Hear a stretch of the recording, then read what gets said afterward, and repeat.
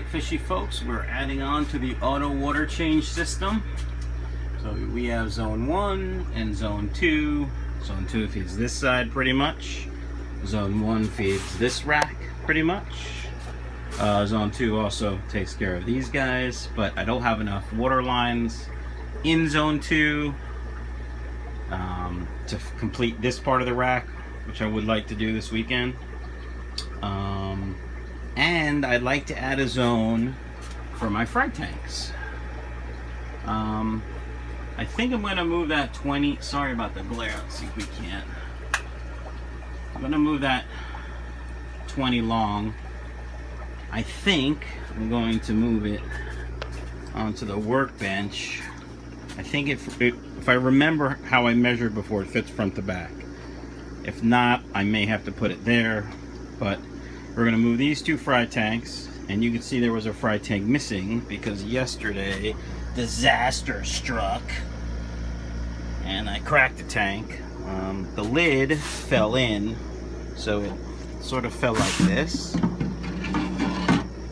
and jammed itself by the standpipe, and all I did was like, and I heard, and then water spilling all over the floor. This was a tank that had the blue angel eggs that were all fungused up. I just disposed of them rather quickly because I had water going all over the floor. So that needs to be taken care of. So I have two drill tanks, which I can put, you know, one there and one there, and I have one other tank I can drill, which I'll put over there. And I'll probably end up having a spot, an extra spot for a tank. So, because I think I can fit 3 where that 20 long is. So anyway, the plan is to,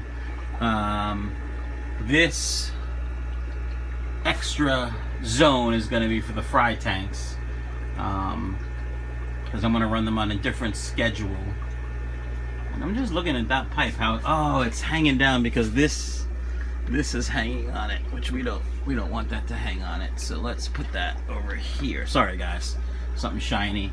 I had a pothos plant. I talked about it, you know, like that pothos, and there's pothos in that tank, and there's pothos down there. And I had a bunch left over, and this was sitting in the sump for a long time, and then one day I just hung it right here, figuring I was going to use it, and I forgot about it, and it was like 3 weeks, and it was completely dead. So I'm trying to revive it, but I don't know if that's going to work. Anywho, back to this. So this is going to run the fry tanks over here, and then I have a T there because I'm going to run another bypass because it won't be enough. Won't be enough to, it'll be too much back pressure on the pump. So right now I have these 4 tanks and then 3, which is going to be a total of 7. I currently have 2 lines coming off this side, so I have 5 available lines. I did buy a bunch more parts from the irrigation shop. I talked to one of the owners there. He's got a saltwater tank. He does auto water changes with,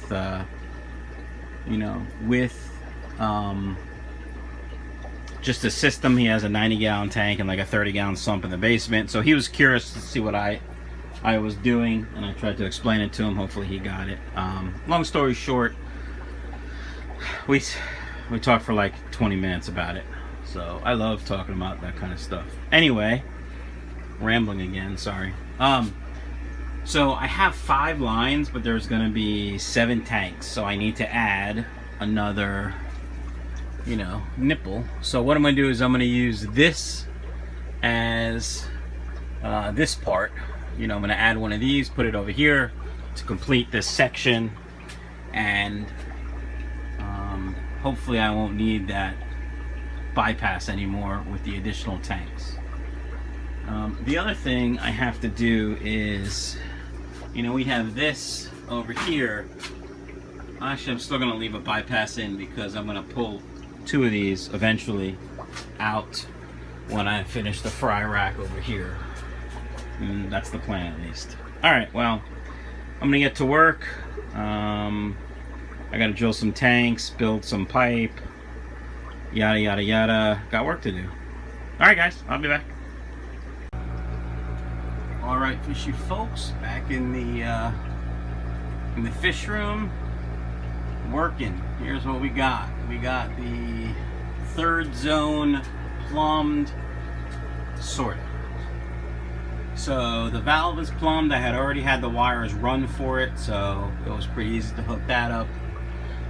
I added the union in here, so in case I need to take this off, I can just unscrew it here and then unscrew it here. I have a ball valve in line from this T, and the reason for that is I'm planning on only using the 6 outlets, which you can't see because the lights are off up there, which, let's see if I can get closer right there. Yeah, I didn't think this through. It's actually a little too long. Now that I'm really looking at it, it's not exactly how I wanted it. I should have had it in this bay up here. Yeah, I may be redoing that, folks. We're gonna see how it works and go from there. But basically, long story short, I'm gonna run my Angelfish Fry tanks with 100% water change daily, or close to it. When I went to go get supplies, I didn't have 5-gallon emitters, so I may put 2-gallon emitters in and go from there. But yeah, so I have the ball valve in to as a bypass, which is going into the other drain for now. My only concern is that it may, when it gets down to over here, some pressure may force it up and into these lines, which in itself isn't a problem, although I don't know if it's going to be a problem for that solenoid. So, without putting in a check valve, which for a 3/4 or 1/2 inch pipe isn't all that expensive, but you have to order them on Amazon because nobody here locally has them. I don't know what I'm going to do. I may run a second bypass line. The other thing I noticed is those the fill lines are really messy over there, so I'm gonna have to clean those up. I'm gonna do that right now. I'll be back. All right, folks, that's a little better. Not so much hanging down. Yeah, got them all these things going. I'm actually just testing the system, make sure there's no issues. What I used up there, which isn't permanent, how I'm going to permanently leave it, I'm going to probably twist it up a little more, is this twist tie. I got it at the Restore store, which I've talked about before. I've gotten some PVC parts there. I think it was $1. Might have even been $2, but it's much cheaper than zip ties, and it's reusable. So if you're not doing something permanent, it worked out good for me. Fish room's kind of messy. That's what happens when I work down here. I'm a slob. Yeah, so I'm going to probably, when the PVC glue dries tonight, I will probably set up that water change valve, but I don't know if I'm gonna like it or not, so we'll see. I'll let you know. Alright, fishy freaks, fishy folks, fishy peeps, whatever. Here is the latest zone in the auto water change system. We have excuse me. We have this irrigation valve, then we go to a union. As you know, the union comes apart, so if I have a problem with this or there's a leak, I can unscrew this and then unscrew the valve from here. There's threads on both. Then we come here to a T. We'll talk about this side in a second, but then we go to the manifold. There's a 6-port manifold that's open, which means it's not metered at all. And we have 2 lines going to each of these 2 fry tanks with 2 2-gallon per hour drip emitters. Water gets changed for an hour every day. If you do the math, that's 4 gallons per day. When these tanks are as full as I let them get, they are about 5 gallons, a little more than 4 gallons, 5 gallons. Actually, this tank currently has 3 drip emitters because I have that one in the back. See, where's my finger? Holy Jesus, right there. Yeah. I don't really care. The more water change, the better.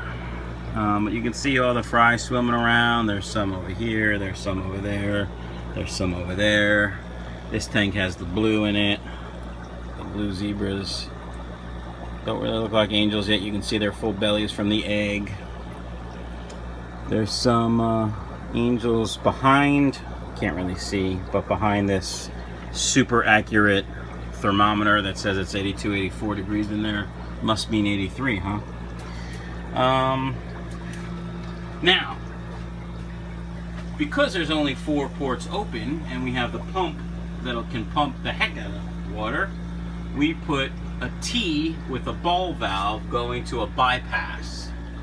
So it comes down here, goes down, and then goes back to the storage tank. I've also closed that valve, which is to zone 2, which does these angel tanks, the tanks on this rack, and the tanks over there. Currently it still does those fry tanks, but that's going to change hopefully this weekend.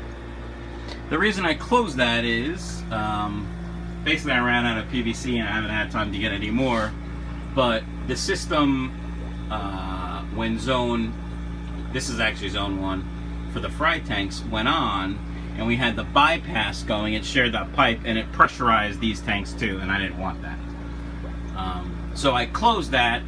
It's putting a little strain on the pump. There's only 12, 13, 14, 15 outlets open. You can hear the pump straining a little bit when it's running, but I think it'll be okay for a little while. I may get more PVC, you know, just basically take this and run it down as the bypass, and then open that a little bit more, open that some, so we have bypass there. So that's the auto water change system as it stands. I'm pretty happy with it.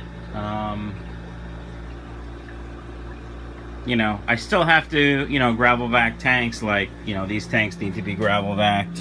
That's probably 5 days worth of detritus or 4 days worth of detritus. I'm not really concerned over water parameters because they do get water changes every day.